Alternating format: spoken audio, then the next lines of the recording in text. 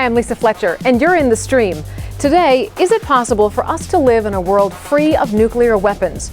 A new book called The Opportunity lays out the steps, but will the nuclear superpowers take them?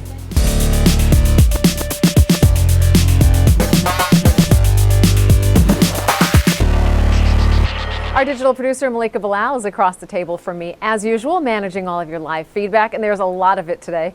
Malika, seems that nuclear disarmament for some is something that died with the end of the Cold War. For others, it's a far-fetched dream that's nearly impossible to achieve. How's our community weighing in on all of this? Nearly impossible sums it up. They're pretty skeptical. And there's a tweet here from Fatima Ansari on those lines. She says, denuclearizing the world is impossible. Every nation is now concerned about its national security. So for those of you at home, if you agree with that sentiment or not, let us know. Tweet us with the hashtag AJStream. And to Malika's right, we're thrilled to have with us Stephen Pifer. He's a former U.S. ambassador to the Ukraine. Stephen is currently the director of the Brookings Arms Control Initiative and a senior fellow at the Brookings Center on the United States and Europe. He co-authored The Opportunity, Next Steps in Reducing Nuclear Arms, in which he provides a guide for the next U.S. president on how to significantly reduce the danger of a nuclear catastrophe. Stephen, thanks for being here. Glad to be here. I want to also welcome today's members of our Google Plus Hangout. Hey guys, thanks for joining us. We're going to get to all of your comments and questions for Stephen Pifer in just a moment. For those of you who want to be in future Hangouts, be sure to add us to your circles. Just go to the link at the bottom of your screen. Assalamu alaikum. This is Imam Zaid Shakir, and I'm in The Stream. There are more than 23,000 nuclear weapons in the world, posing an ever-present threat to global security and to human survival. Since the dawn of the nuclear age, more than 2,000 detonations have been conducted in some 12 sites around the world. Japanese artist Isao Hashimoto created this time-lapse map to show all the nuclear explosions since the Manhattan Project. The world witnessed the catastrophe in Hiroshima and in Nagasaki, and although most people realize the dangers of these weapons, a small number of countries continue to develop nuclear arsenals for national security. Political scientists call it mutually assured destruction, or MAD. It's this idea that if you hit me, I hit you, and then we both die. This mutual threat, ironically, is believed to create security. And now from time to time, leaders of nuclear powers speak of a vision of a nuclear weapon-free world. Take a look at part of President Obama's 2009 speech in Prague. As a nuclear power, as the only nuclear power to have used a nuclear weapon, the United States has a moral responsibility to act. We cannot succeed in this endeavor alone, but we can lead it. We can start it. So today, I state clearly and with conviction America's commitment to seek the peace and security of a world without nuclear weapons. And although nuclear stockpiles have been reduced, nuclear states drag their feet when it comes to nuclear disarmament. Our guest today argues there's an opportunity for the U.S. and Russia to take steps and lead the world in nuclear arms control. So let's get to it. Stephen, tell us a little more about the opportunity, what it is, how we seize it. Well, right now between the United States and Russia, they've each agreed in the New START treaty that was signed in 2010 to reduce their deployed strategic warheads to 1,550 by 2018. But that still leaves a lot of other weapons out of the count. Tactical nuclear weapons don't count, reserve weapons don't count. So New START affects maybe only about 30% of the American nuclear stockpile. And what we argue is that there is now an opportunity in 2013 for the United States and Russia to take the next step. And that would be to negotiate a new agreement that would bring in all of the nuclear weapons and then perhaps limit both sides to, say, 2,000 to 2,500. I got to back up here because it sounds like really bad math. If we're only counting some things, but there are other things equally or more dangerous that we're not counting, how do you actually control or put limits on these weapons? How do you? Well, and part of the problem is, what can you actually verify? And the sides are pretty good. If you're talking about a deployed warhead on a missile, they've developed techniques that would now allow you to go and verify it so we can say we have confidence we can monitor that limit. But when you're talking about warheads that are sitting off in a storage area, so far that's been a little bit difficult. And what we're arguing, it's now time to begin to tackle that problem and to go with the verification techniques that would allow you to bring those weapons into the mix. Well, Lisa, you mentioned bad math.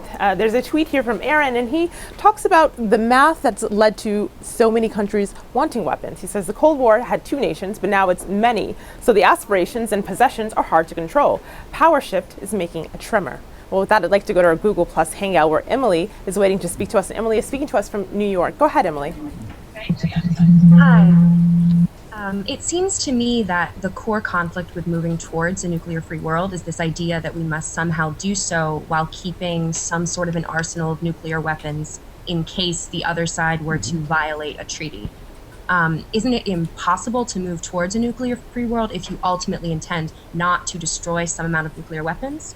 And also, how do you determine what size arsenal would be appropriate for the purposes of deterring a nuclear attack without being offensively threatening?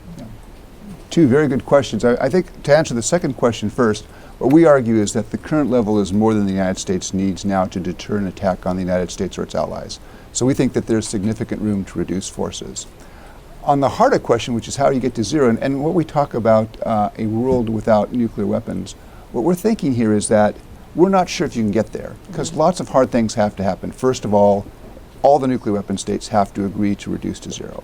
Second, you have to have verification measures that go far beyond what we have now, because no one's going to get their nuclear weapons unless they're pretty confident that a system's in place that would detect cheating. Third, there would have to be an enforcement mechanism, so it would be very clear that if somebody did try to cheat to be able to elicit nuclear weapons, that they would be punished, not the fact that they might go and have a 3-year discussion about it in the UN Security Council. And then finally, and probably the most difficult problem is, you probably need to make progress on resolving some of the core disputes, Kashmir between India and Pakistan, Taiwan, that lead countries to acquire nuclear weapons, or at least reach a point where those countries would conclude that nuclear weapons won't help them resolve that problem. You know, and I wanted to ask you about that because in the book you write about none of this really being entirely possible without resolution happening in some of these places. And when you look at a conflict like Israel and Palestine, it's been going on forever and ever, and there's no end in sight. So in terms of a timeline, where does that put us? Yeah. What we try to do in this book is we're talking about what can happen in the next presidential term between 2013 and 2017. And we think that there are steps can be taken in terms of U.S.-Russian negotiations, in terms of moving to bring the Comprehensive Test Ban Treaty into force, in terms of ending the production of war materials for nuclear weapons that aren't going to get us to zero, but at least move us in that direction. And then hopefully by the end of the period begin to involve other countries, because the U.S. and Russians can't be the only ones in this process. Let's go to Google Hangout now where Ian has a question for us. Ian, go ahead. Looks like you might need to unmute your microphone. And Ian is speaking to us from Washington, D.C. Go ahead, Ian. Thank you. Given the uncertainty of the U.S. presidential elections, it seems reasonable and understandable that Russia would assume a sort of holding pattern before making any sort of deal that would reduce nuclear arms further, or any promises that would do the same. However, recent actions by the Kremlin seem to suggest that Russia is not necessarily in a holding pattern, but in fact actively backing away from the negotiating table. You have just last month, Russia said that USAID was a threat to was undermining their sovereignty, and expelled the program that had been there in place for 20 years. You have Sergei Lavrov saying things like the reset can't last indefinitely, and more importantly and more recently, you have the announcement last week that Russia will not renew its participation in the non-Lugar Cooperative Threat Reduction Partnership. So I'm wondering, given these circumstances, what opportunities do you see, and given this shift, what opportunities do you see for further cooperation? Well, Ian, let me start off by saying I think Ian's exactly right, is that Russia has been in a holding pattern. I had senior Russian officials in Moscow telling me as early as the spring of 2011 that they weren't going to do anything further on reducing nuclear arms until they knew who was going to be the American president in 2013. And I think that probably has also held up any serious Russian moves on the question of missile defense, which is also an issue between the two countries. And I believe the Russian calculation here is that if you look at what happened when you went from the Clinton administration to the George W. Bush administration to the Obama administration, while there was continuity in some aspects of American policy, on questions regarding arms control and missile defense, you saw major changes. So I think the Kremlin is reluctant, or has been reluctant the last year and a half, to make a major move on arms control when there's this possibility that the election could put a Republican in the White House, and we could go in a very different direction on the American side. That sounds good, but it also sounds like sort of an excuse on the part of the Kremlin, because Russia's been around a long time. They know that every 4 years, or at least every 8 years, things have the potential to dramatically shift in the United States, which could be a perpetual excuse for them to never really do anything, right? Well, I think it's been an excuse for a year and a half. I mean, I think they don't want to make concessions now to move forward on a deal when they feel that the American side could radically revise the terms of its proposal depending on how the election comes out. Okay, so should the U.S. then move forward unilaterally and reduce without Russia's participation? That's a question. I mean, and I think that's one of the things that actually, the administration has to think through. And there are arguments on both sides. One argument is that if the United States determines that X number of weapons will deter an attack on the United States or its allies, maybe we go there regardless of what others do. In fact, actually, the George W. Bush administration announced precisely that approach. Back in 2001, they said they were going to reduce American nuclear weapons, strategic weapons, to 2,200, regardless of what Russia and China did. Now, the other side of the coin is saying, well, maybe because of the political importance, if you use your reductions, can in fact you get into a negotiation and not only have the United States reduce, but also bring a country like Russia down in parallel. From my perspective, I think it would be better if we could reduce in parallel, although I wouldn't rule out at some point perhaps an American unilateral move. Well, we're talking about the campaign, of course, here in the U.S., and I'd like to go to Google Plus now because there's a question on just that topic. Max, go ahead. Stephen, I wanted to know why you thought that arms control has been such a non-issue on the campaign trail. I agree that it hasn't been talked about very much, but I was curious why you think that's the case.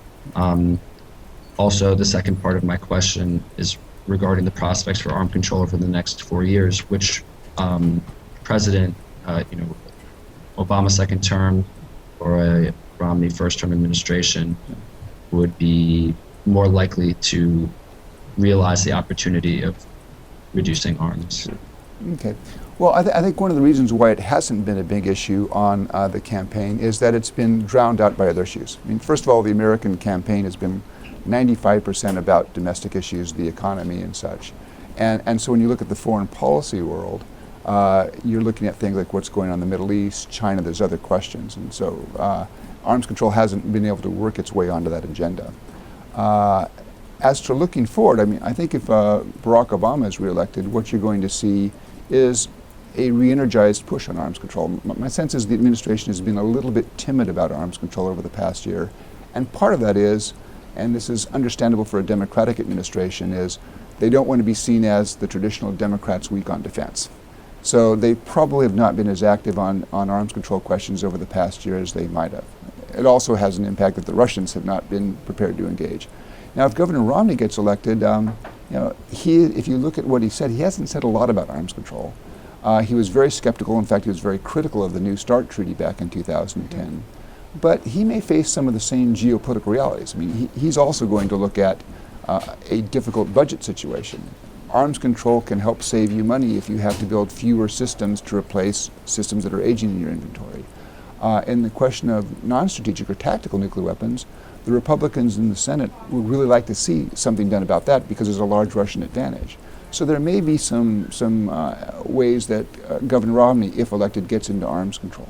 You mentioned the Middle East, and I want to touch on the tension between Iran and Israel, because there's been some discussion in the West around a nuclear-free zone for the Middle East that includes Israel. And although the idea is still treated politically marginally, there's been some support for it. And in an earlier interview this year, Hans Blix, the former UN weapons inspector, explains his support for this idea of a nuclear-free zone.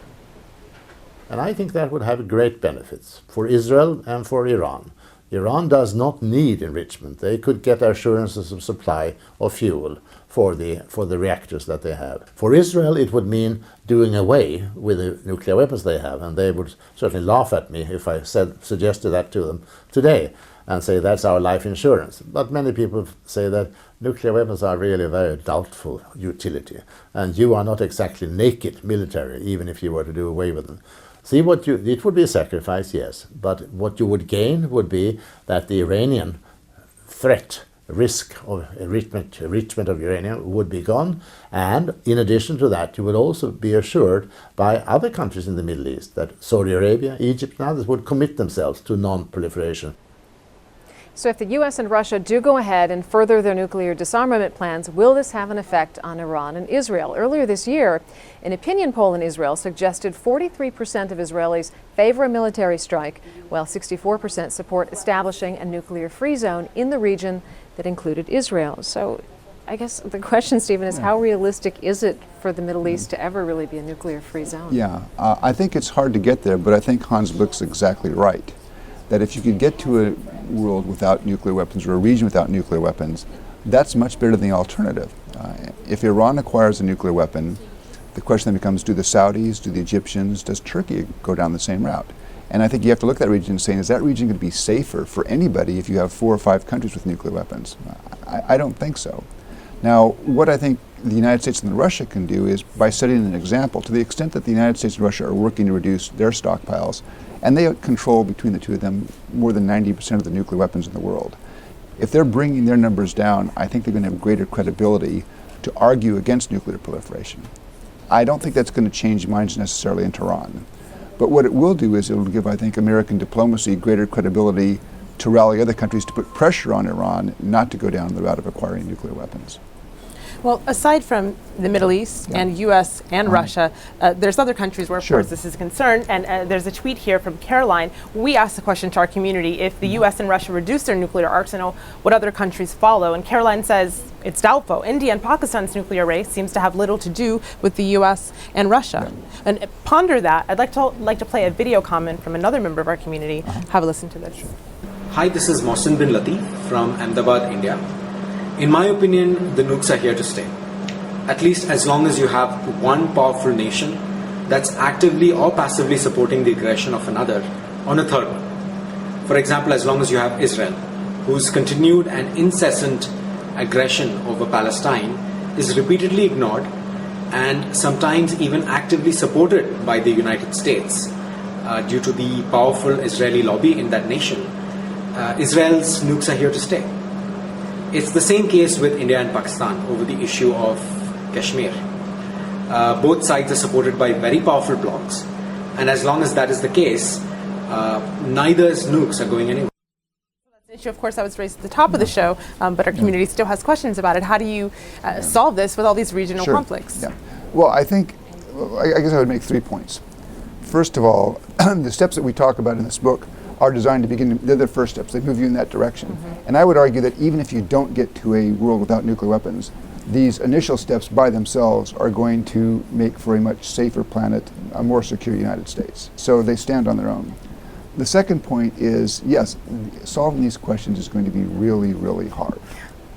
But the third point is, do you not try?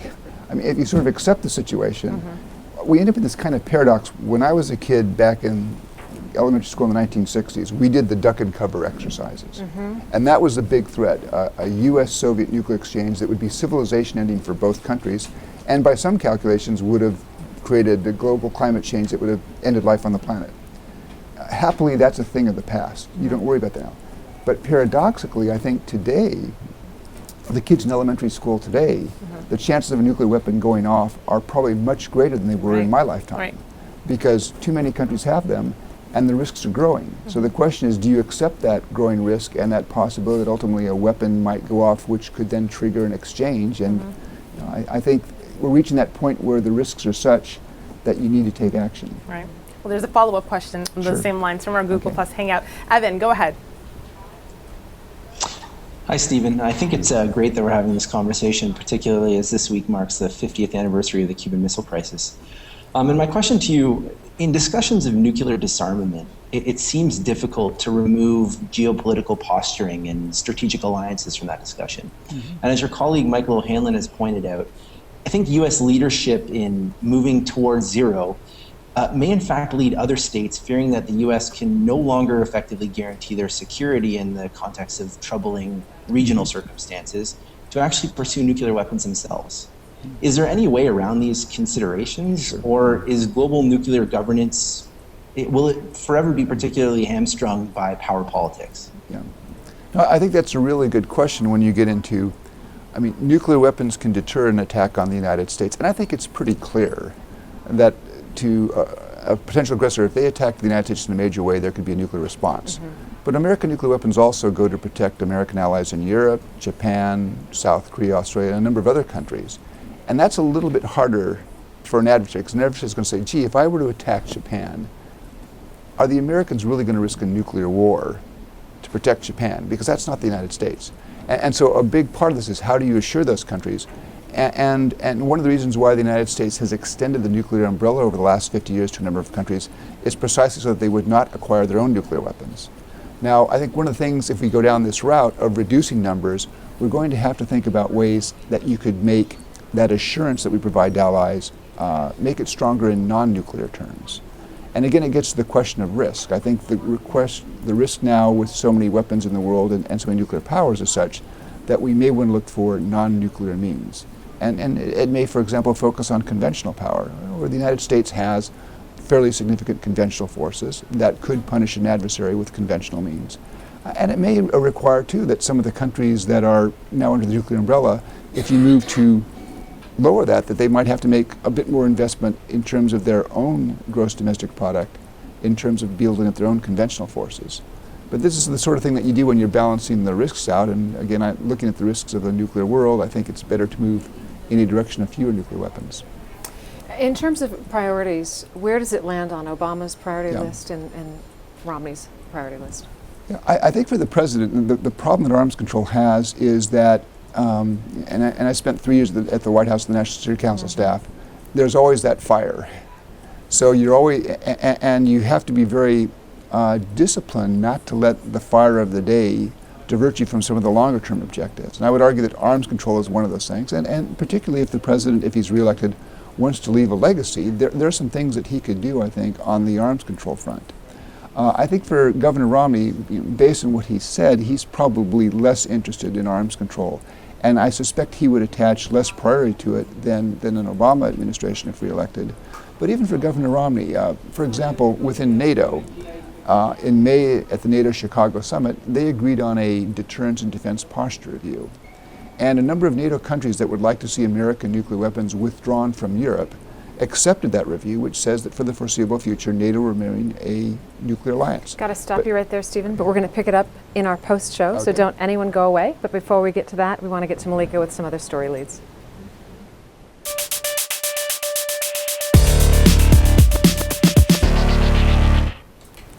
China has a new internet sensation, a 76-year-old basketball-playing grandmother whose exercise routine has gone viral online. Zhu Shumei has been playing the sport every day for the past 20 years, and she's often found running laps and climbing poles for strength training on a university campus in eastern China. Well, impressed with her skills, one student took pictures, posted them online, and started a minor craze that saw the images, these from the Ministry of Tofu blog, shared widely. Along with the photos, the video clip of Zhu reportedly garnered more than 700,000 views in its first 12 hours online. Students later learned that Zhu began to exercise out of fear of getting sick and not being able to afford care due to her meager income. They shared her story on the microblogging site Sina Weibo, and donations have rolled in. Our next leads from Russia, where a prominent opposition leader in Moscow has live tweeted his detention. Authorities have opened a criminal case against Sergei Udaltsov over a TV documentary that accuses him of plotting mass anti-government riots. "I am being taken in for questioning by the SK," he tweeted, referring to the state investigative agency. "Brought to the SK," he continued, "we are waiting for a lawyer to start questioning." While Udaltsov denies the accusations, his supporters have created a Facebook group to organize a protest on Saturday. More than 1,600 people say they will attend. We're tweeting out links to both of those stories, so tell us what you think at #AJStream. Lisa? All right, stay with us because the post show is next. It's streamed at aljazeera.com. On Monday, do you associate being overweight with being ugly? We look at growing body image issues as media portrayals of beauty become increasingly unrealistic. Until then, we'll see you online.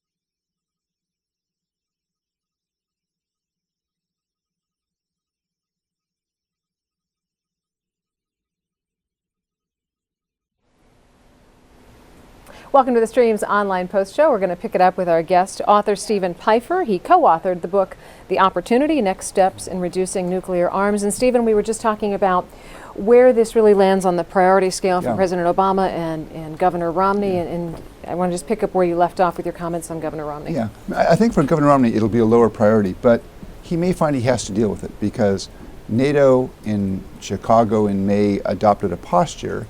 Some countries that don't want American nuclear weapons accepted that, but part of that posture says that there'll be an American effort to try to promote greater transparency, confidence-building measures, and reductions in non-strategic or tactical nuclear weapons. And if Governor Romney doesn't pursue that, that could cause some divisions within NATO. And there's an antecedent to this. Back in 1981, Ronald Reagan became president. Negotiating with the Soviets on arms control was not a high priority for him. But within 8 or 9 months, he had somebody in Geneva leading a delegation meeting with the Soviets to talk about intermediate-range nuclear missiles because the Europeans said, we cannot make progress in terms of deploying this. There were 2 tracks, a deployment track and a negotiation track. The Europeans said, we can't deploy these missiles unless you're seen as making a serious negotiating effort. And the same thing might happen here. Well, we started out the show with skeptical community members, and that hasn't changed. There's a tweet here from Byron who says, nuclear disarmament has always been a great idea for everyone else. Free-thinking Kenyan says, even if all the world's governments signed a pact to destroy all nuclear weapons, I know a few countries who would put a few aside. What do you say to people who say that the recommendations in your book aren't radical enough? I think there are going to be people who say our recommendations are not radical enough and some are too radical. For those who say our recommendations are not radical enough, the response is what we're looking at is what you could do in the next 4 years. So for example, as we've thought this through, we've calculated that, and I've talked to Russians about this. They say that they could go down to maybe 1,000 deployed strategic warheads, and what we suggest is a total of 2,000 in 2030, with 1,000 of those being deployed. They say below that, you'd have to bring in third countries. Once you bring in third countries in the negotiation, it becomes much more complex. So the numbers we've chosen are about as low as we think we could get with just the United States and Russia. And then you would then, if you could do that though, you would then be positioned for a further step, but bringing in third countries. But at the end of the day, if all it takes is one nuclear weapon to significantly alter a population, a community, does it really matter? Well, yeah, I think reducing the numbers, I don't see a possibility to do it other than a step-by-step process. And I can conceive of 4 or 5 steps, and step 5 may get you to 0. But some of those steps are going to be really, really hard, and a lot of things that we've discussed have to happen. And while I'm not sure, I advocate the goal, I'm not sure if we can reach it. But if you design the steps in the right way at every step, if you get stuck, you're still going to be better off than where you are today. And so that's the reason to move down that path. Senator Sam Nunn, who's argued for this, he says, think of yourself at the base of a mountain and you want to get to the top. And he says, you don't know if you can get to the top, but the first thing you do is you climb up and you go from your base camp to, and you have camp number 1. And then you look and see if there's a way. And he says, until you begin to move up that mountain, he says, you'll never see if you can get to the top. Why do you say that a treaty negotiated by a Republican president may have an easier time with ratification in Congress? That's been the historical case. Republicans, I think there tends to be more confidence and in the Senate in a Republican in terms of, well, if the Republican did the treaty, it's probably okay. And I'll give you an example. In 2002, President George W. Bush negotiated what's called the SORT Treaty, the Strategic Offensive Reductions Treaty. It limited each side to 1,700 to 2,200 weapons, so not much different from New START, which limits each side to 1,550. The SORT Treaty is a page and a half long. It has no counting rules, no verification measures. In fact, it actually looks like the 2 sides were counting different things under the treaty. 14 senators, either 14 or 17, I'll have to check the number, on the Republican side, voted to ratify the SORT Treaty under President Bush, which passed 95 to 0. They voted against the New START Treaty, which passed only with 71 votes. So that's the sort of example. And I think that was unfortunate. I think a number of senators made decisions, perhaps for political reasons, rather than on strategic reasons on the New START Treaty. But that's, I think, a very clear example that a Republican would have an easier time with the Senate than a Democrat. Well, let's go to Google Plus now. We have one more from Rahim. Rahim, go ahead. And actually, I should preface that Rahim is a nuclear engineer speaking to us from Canada. Go ahead, Rahim. How are you doing, guys? I would like to switch gears to nuclear energy now, as Blake just mentioned enrichment using the civilian reactors. So the word nuclear can be confusing at times, and a wide variety of people are against nuclear energy in general and are more concerned about the hypothetical dangers they perceive from civilian reactors than the more realistic dangers from materials now being removed from nearly 50,000 nuclear warheads or so. Can you clarify the fundamental differences of weapons-grade plutonium versus civilian reactor-grade plutonium, please? On plutonium, no. I mean, the fundamental difference, I think, with highly enriched uranium, of course, is the question of how far you enrich it. Because for reactor purposes with highly enriched uranium, it only has to be enriched to 3 to 5%, whereas weapons grade tends to be 90% or above.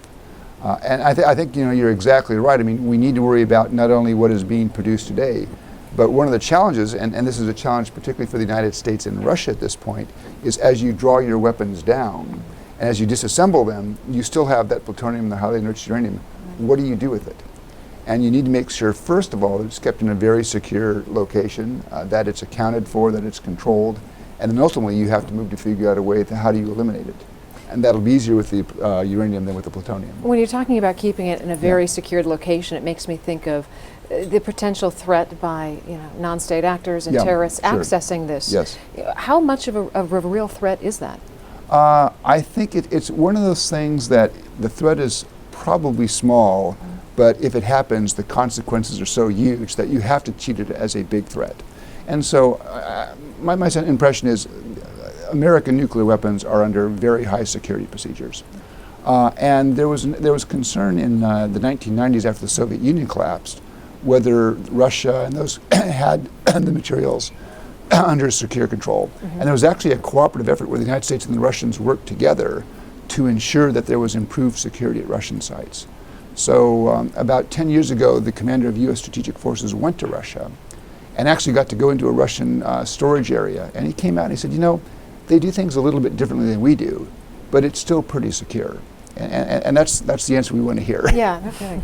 Well, Lisa, you mentioned non-state actors. There's a tweet from Drew who says, within the next 50 years, no, we won't get to a denuclearized world. Nukes will have to get into the hands of irresponsible people before nuclear weapons are banned. Along those same lines, Evan has a follow-up question in Google+. Evan.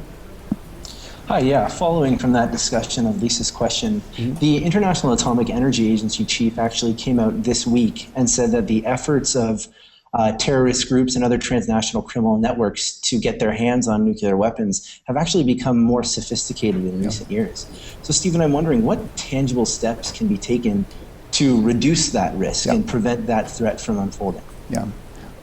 That's a really good question. I mean, the first step is to take nuclear materials and make sure that they're under maximum security control so that they can't leak out. And this means fences, it means vaults, it means two-person systems, so that that there's no chance for an insider to remove material. And that's been one of the things that President Obama launched back in 2010 with this nuclear security summit, where you now have about 45 countries that have all agreed to upgrade the standards of their sites for controlling highly enriched uranium and plutonium. So that's the first thing.